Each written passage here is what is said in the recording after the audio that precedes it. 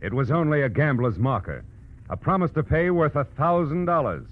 And I was hired to find it, which sounded easy, until I realized that it meant the whole future to two men, freedom to a third, and death to the girl in the cottage. From the pen of Raymond Chandler, outstanding author of crime fiction, comes his most famous character in The Adventures of Philip Marlowe.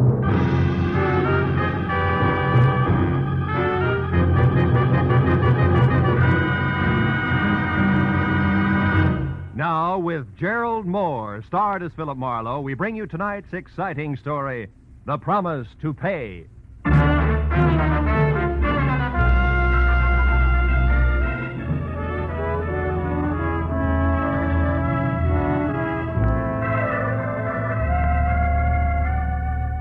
It started over a bottle of port at 5 o'clock in the afternoon, when Mama Nodella, a proud old lady who ran a restaurant, bet me I couldn't prepare a dish of chicken cacciatore. I never pass up a bet. So at 5:30, I picked up a can of chicken, and at 6 had gone to work on it. At a quarter after 7, everything was ready for the pan, and my enthusiasm was at a high ebb until the telephone rang. And what I thought was a check call from Mama Nodella turned out instead to be Garfield Randall. He was a used-to-be client who at 32 was currently setting the L.A. business world on its ear. Say, Harlow, did you see the article about me in this morning's paper? Young Randall, probably next head of Continental Land and Trust? Yes, that's it. Chairman of the board, isn't it, Gar? Yes. Job I've been after for 2 years. So? Well, it's a job that'll go to somebody else at noon tomorrow, Phil. Unless you can get me out of a nasty mess I'm in. What's her name? Terry... How did you know it was a woman, It's Phil? a trade secret. What do you want me to do? Well, come over here to my place, 91 Laurel Canyon, immediately. I'll explain then. You can make it, can't you, Phil? I mean, now, right away? Yeah, I guess so. Right away, Gar. But it hurts. Arrivederci, cacciatore.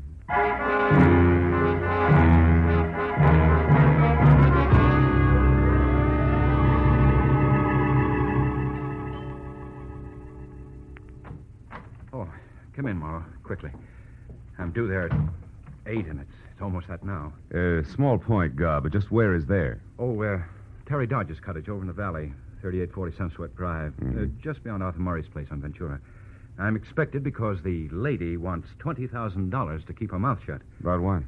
The fact that a few days ago, an innocent evening with some new friends ended up with me gambling and losing $1,000 at Paul Naylor's club on Lancashire Boulevard, also in the valley, 3100 North.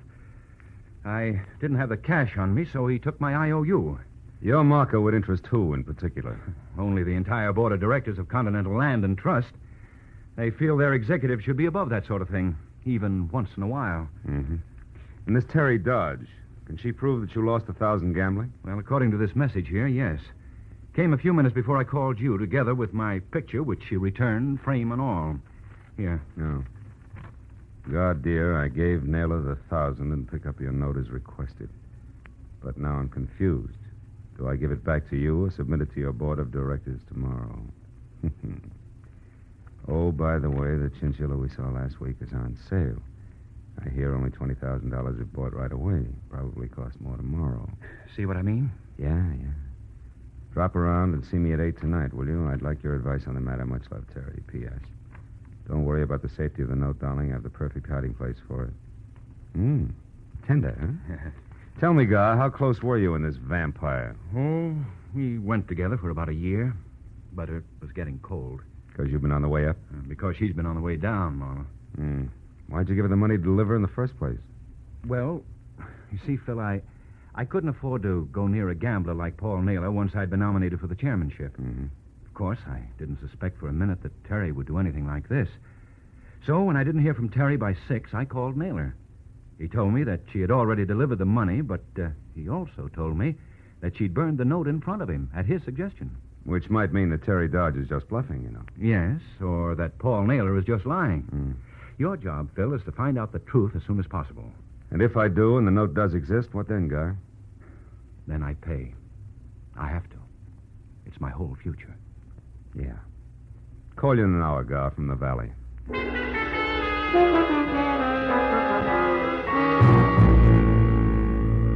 after Randall generously settled the matter of my fee with 2 crisp $100 bills. I got into my car and wound through Laurel Canyon into the San Fernando Valley and Sunswept Drive, where I parked away from number 3840, which was the kind of all-alone green and white ivy-choked cottage that life insurance ads wonder if you'll own when you're 65 and out of work. With one exception.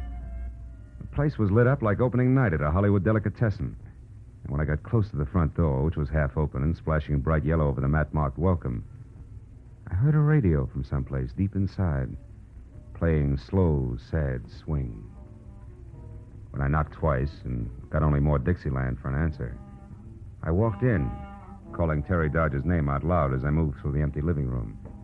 I couldn't tell why, but even as I said the name, I had the uncomfortable feeling that I was wasting my breath. And a minute later, when I entered the bedroom, I was sure of it. Because there, every drawer, closet, and cubbyhole had been turned inside out. And in the middle of all that, and face up on the carpet, was the still form of a beautiful blonde woman in a black silk hostess gown. The monogram in white over her breast pocket said she was Terry Dodge. The ugly circle of dark red on the side of her head said she was dead. Next to her body, I found the pieces of 2 airline tickets for Mexico City. Beyond that, the brass candelabra that had killed her. I dropped the tickets into my pocket and then went back to the living room and a telephone called my client. But when I reached for it, it went off. Hello? Hello, who is this? Friend of the family. Why? Oh, I'm curious by nature, friend of the family. Now, is Terry there? Yeah. She can't come to the phone right now. Any message? Yeah, there is.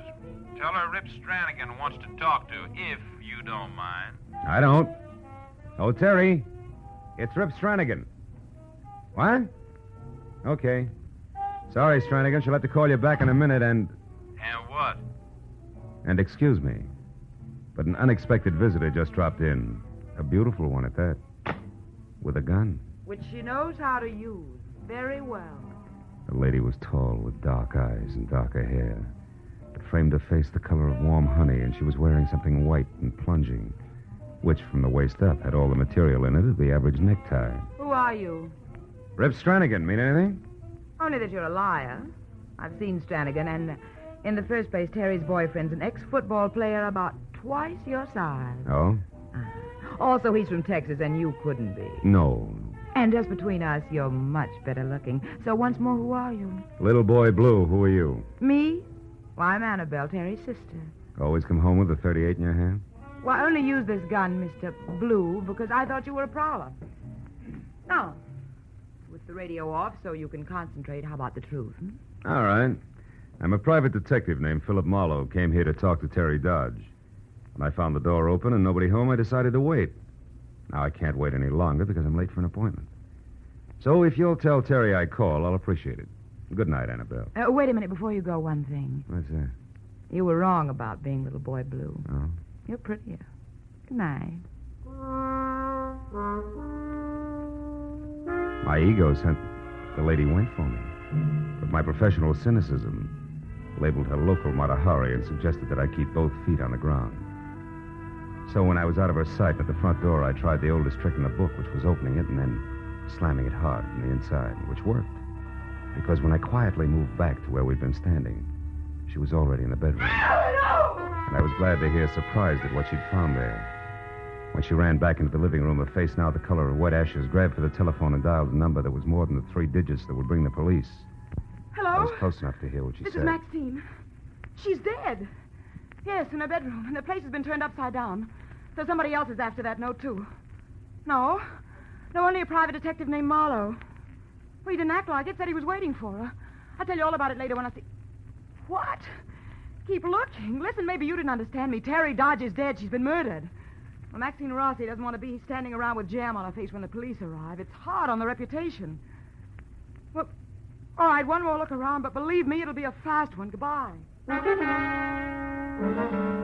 When she hung up and inched back toward the bedroom like it was a snake pit, I headed for the door and kept going until I was outside and over to where I'd left my car parked in the shadow of a huddle of dwarf palms.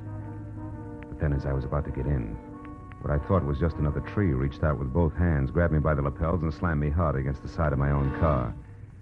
Before I could get back onto my feet, what had to be the ex-gridiron great from Texas had both my gun and my wallet out and was smiling with more teeth than I'd ever seen before. Well, the friend of the family is a private detective, I see. Yeah, and the athlete's a scholar. He reads. Shut up, Marlowe.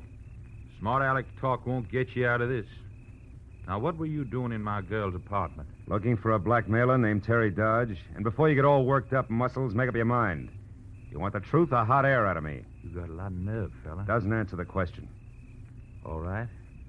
I'll take the truth. But if it's anything but that, I'll break you in two. Now start talking. Why'd you call Terry a blackmailer? Because until tonight she was up to a mascara and a deal that called for a man named Garfield Randall to pay her $20,000 to keep his future intact. I don't believe you. I never heard her speak that name. Proves the point, Stranigan. They've been going together off and on for a year now. What? Why, just last night Terry told me that she didn't even want to see any other man. And as of last night, that might have been the truth. Because a few hours ago, this Randall got his framed picture back from her with interest. The demand for the $20,000? The same. Stranigan, what would you say if I told you Terry Dodge has been murdered? No, Marlowe! Let go! You're lying! Flanagan, let go of my throat! Lying! Throat, do you hear? Let go! Let go. I'm sorry, fella. Do you have any idea who did it? Yeah, but there's still a little groundwork to be done before I go to the police. You mean nobody knows about this yet? Outside of a girl named Maxine Rossi, someone she talked to on the telephone, and the murderer, no. Now tell me, Stranigan, did you ever hear Terry speak of either this Rossi girl or a gambling note that a guy named Paul Naylor held? No, I didn't, Marlowe. But where do those two fit in? That, Stranigan, comes under the heading of groundwork. Now, if you can keep all this under your sombrero until you hear from me again, I'll take my gun and wallet and get going. What do you say? I say yes. On one condition, Marlowe. When you do get to the killer, I'll get first crack at him. Fair enough. Now, where can I reach you? 4812 North Ogden Drive. You think you'll need any help? I don't know. Paul Naylor's my next stop, and according to the talk downtown, he's a hard man to get next to. I'll call you later.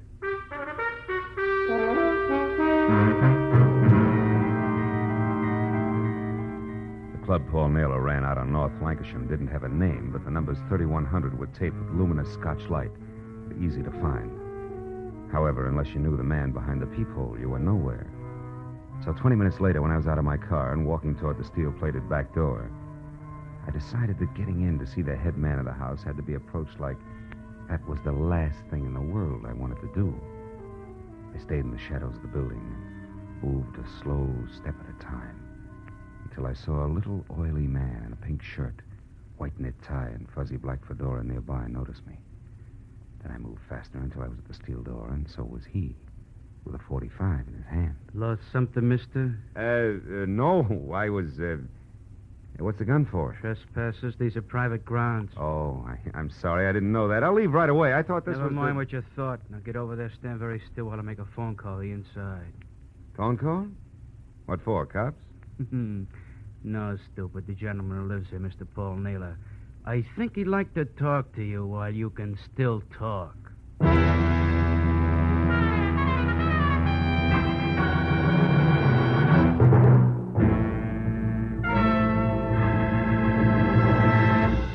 In just a moment, the second act of Philip Marlowe. But first, a man who knows something about cars makes a better driver than a man who's completely blank about what's underneath the hood. And in the same way, a man who knows something about our American economic system is able to be a better citizen than a man who hasn't any idea at all about what makes the wheels go around. Understanding our system of mass production enables one to feel renewed pride in the high standard of living this kind of production has helped provide.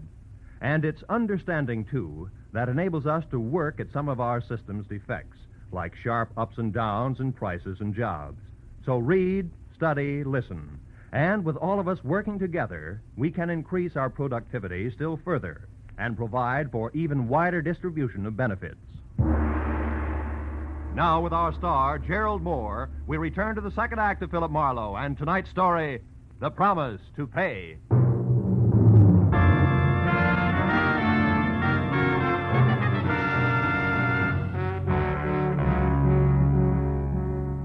The oily little man in the pink silk shirt spoke briefly into the phone, then breathed garlic in my face while his free hand darted neatly inside my jacket. When it came out, it brought 38 with it. Then he jerked me around, unlocked the heavy back door, shoved me through, and marched me on the business end of his 45 down a strip of blue carpet ankle deep to another door of glossy blonde mahogany. He slammed me face first up against it, and then signaled for an audience. The door swung open. He prodded me, and I stumbled into an office of jungle green drapes and pale beige furniture upholstered in leopard skin. The face that peered at me over 8 feet of desktop smiled, from the ears down. From the ears up, it had never known what smiling meant. We have a front door for our friends. I know. That's why I went to the back. I figured I'd pick up an escort there and bypass all that muscular red tape you keep out in front. Maybe that's smart figuring, maybe not. Depends. What do you want? Call you a liar, Naylor. Oh! Mind your manners, stupid. You're way out of line. You're building up quite an account, Oily. You take some long chances, mister. What's your name? Marlowe. I still want to know why you lied to a friend of mine about burning his marker. Marlowe, huh? Wait outside, Quincy. I'll call you. Okay, Mr. Naylor. All right, Marlowe. So you're Randall's boy, right? I've talked to him.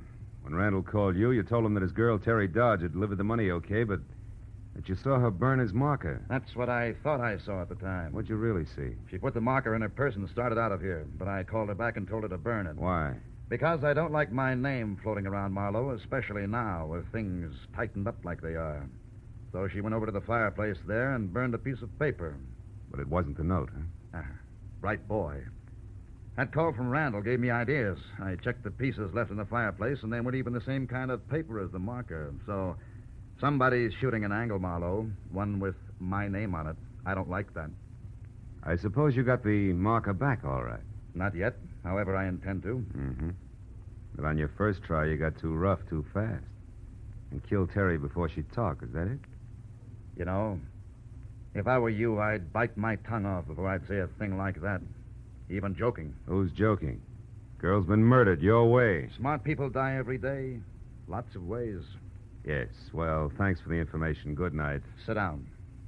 Wait a minute, Naylor. The interview's over. Not quite. What's Randall steamed up about? Blackmail, which puts you both in the same boat. If I get the marker to protect him, I have to protect you at the same time for no extra charge. Let's be sensible. Sensible? Okay. Quincy? Yeah, Mr. Naylor? I'm going out. Sit on Marlowe here. Real hard if necessary. Till I get back. Sure. It'll be a pleasure, won't it, Mr. Marlowe?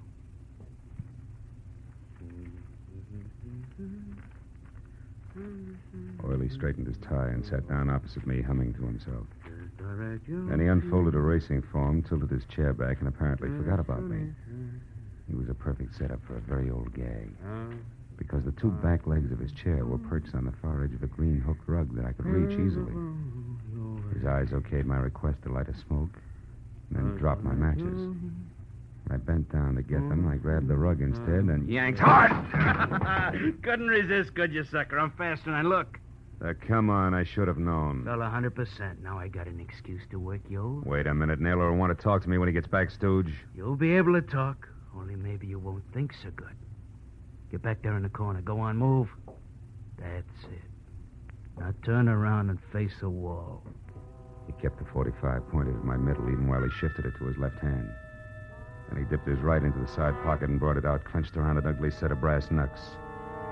There was a tight knot in the pit of my stomach as he started toward me. I just made up my mind to try for his gun regardless when I heard it. When I turned and looked, Oily was sprawled face down on the floor and sprinkled with chunks of shattered crockery, and standing over him like a victorious gladiator was Maxine Rossi. Marlowe, I came as soon as I found out you were in here. He is so vicious, this Quincy. Not at the moment, baby, thanks to you. But I don't get it. There's no How did time you... for talk now. Come to the roulette table as soon as you can. Hurry, darling. I watched her slip through a side door. Then rolled Quincy over, got my gun back in its holster, and all of 7 seconds later went out through the same side door. It opened into a lush room, 50 by 50, checkerboarded with people bunched around evenly spaced gaming tables. I moved toward the click of a roulette wheel and found Maxine there throwing blue chips around with a subtle recklessness that meant she had a fortune to squander or that she was a shill for Naylor. How's your luck, baby? Still holding? Uh-huh. It is so far. But it may change any instant now. Yeah, well, I guess it's my turn then. Come on, I'll pick up some chips.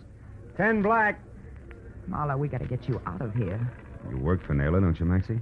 Yes, but not like I'd work for you, Marlo. Oh? He sent you up to Terry Dodge's place tonight. Find out what you wanted with that marker. And it was Naylor you called when you found Terry's body, huh? Yeah. He just left Marlo not a minute ago. 50-00. Where was he heading? I don't know, but one of those scraps of paper that wasn't burned in the fireplace. There was a telephone number of a travel agency on it. He had that with him. A travel agency? Yeah. That might be the one shot I need. Listen, Maxie, Uh-oh. The boys have got me pegged. They're moving in. I was afraid of this. Wait till the lights go out, darling, and then run for it. The lights. Baby, I love you. What about you, Maxie? Don't worry, my father was a longshoreman in San Francisco. I'll know how to get away. She walked slowly as far as the back corridor, then started to run, and as the two gorillas angled toward the room toward me, I pretended to study the odds on the crap table while I edged for the door. They were almost up to me when the room went suddenly black. And a girl, Maxie. I ducked low and belted for the front entrance, all stops open. And a few seconds later, I was outside. I put 50 yards between me and the front porch before I so much as slowed down. When I did, I saw something else. Paul Naylor himself across the street just getting into his car. I pulled my gun out and ran for him. Hey, Naylor! Marlo, how did you get... Say, what's going on? I want that phone number you got in your pocket. Phone number? I don't know what you're talking about. That's too bad because I don't have time to explain it.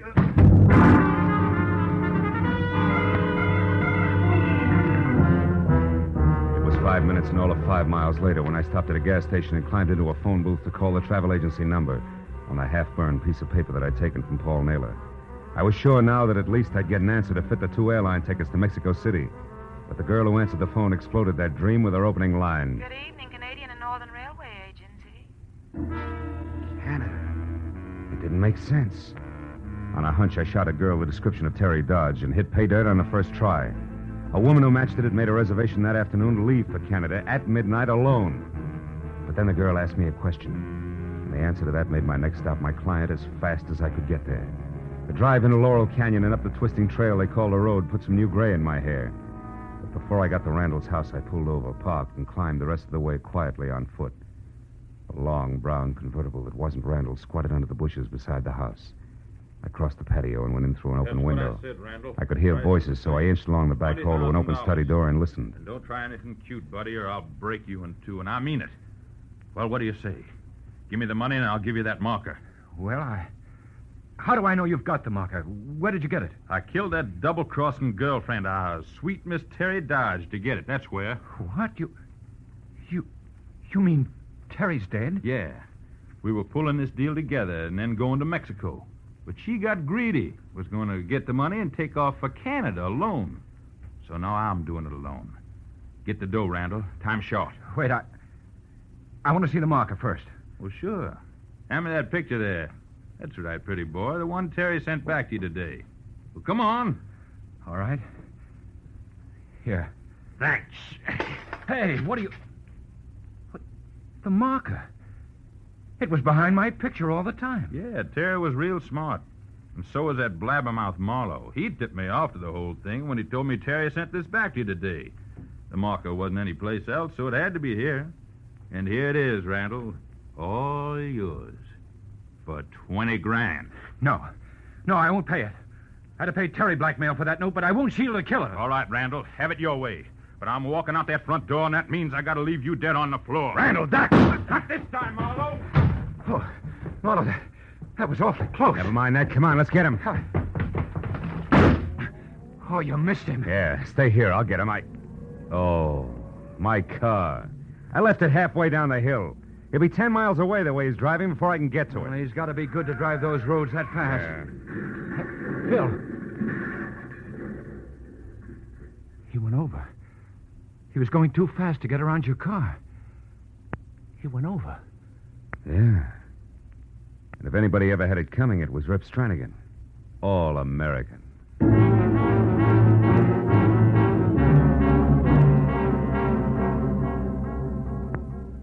By the time we got down to the crash, the canyon was swarming with people. An ambulance and 2 prowl cars whined in, and 30 minutes later, the mess was all cleaned up. The police verdict was speed on a dangerous road, and the doctor's forecast was DOA. So Randall and I went back to his place and spent another 30 minutes over some much-needed brandy while I told him everything that had happened. Great Scott. And it seemed like such a simple thing, Phil. Pay a gambling debt and get the marker. Yeah. Hard to realize all this happened just because of that. Well, that plus the fact that you let a pair of nasty characters get you in a spot. Yeah. It's also hard to believe that they're both dead now and it's all over. Mm. And you did a wonderful job, Phil. I had some wonderful help from Miss Maxine Rossi. There's a kid with lots on the ball, believe me. Say, do you think she got away from Naylor all right? With her talent, you can count on it. But just to play safe, I'm going to let Mr. Naylor know it's hands off, or I'll see his joint ripped wide open. I'd sure like to help, but I've just sown my last untamed oat. Yeah, I think so. Well, you're in good shape now. Boys at headquarters are reasonable. I'll run along and tell them what they need to know. Okay. Oh, Phil, just one thing first. Hmm? When you called the agency, the Canadian Railway, you said the girl there asked you a question, and that's why you came up here so fast. What did she say? Oh. She wanted to know if I was the tall gentleman from Texas with the nice teeth who had inquired earlier about the ladies' reservations. Oh. And he got all upset, which, of course, could only mean Rip Stranigan. And that explained the tickets from Mexico, the murder, the ransacked house, and all the rest of it. Oh, I see. You know, the more I think about it, Gar, the luckier you get. Good night. Happy board meetings.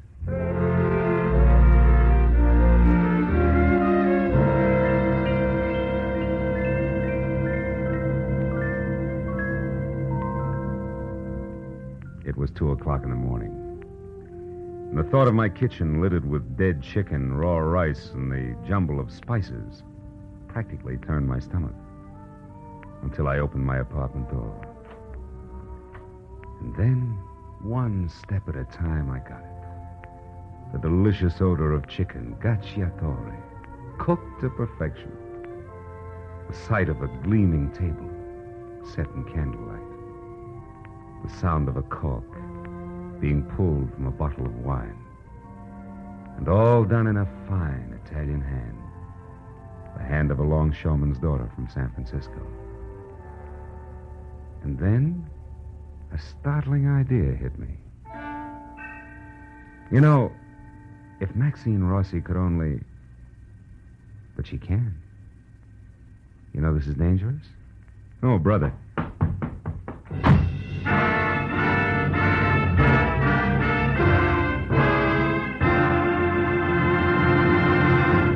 The Adventures of Philip Marlowe, created by Raymond Chandler, star Gerald Moore, and are produced and directed by Norman MacDonald.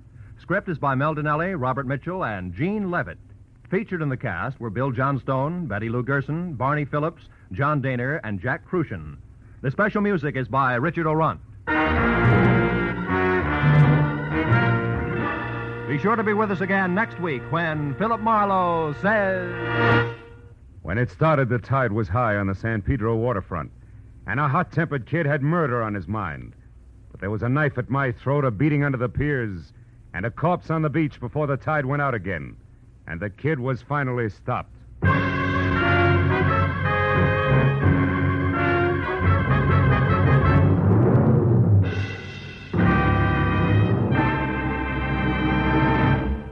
Just about an hour from now, most of these same CBS network stations will bring you the hour-long Sing It Again program, a CBS Saturday night favorite, and the show with radio's biggest jackpot. Of course, tonight the jackpot's down to only $50,000 because last week somebody guessed the identity of the Phantom voice. Still, $50,000 isn't hay. $25,000 is invaluable prizes for correctly guessing the new Phantom's identity. Then there's an additional $25,000, this time in cold cash, if the Phantom guesser can answer just one more question about the Phantom. There'll be other prizes, too, for cracking one of the many delightful riddle songs. So be sure to stick around for Sing It Again. This is Roy Rowan speaking.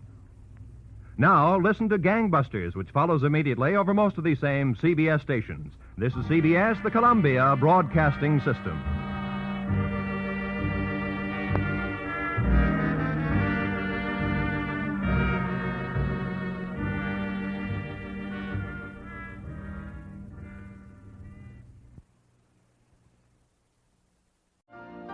You've been listening to the OTR Gold Network.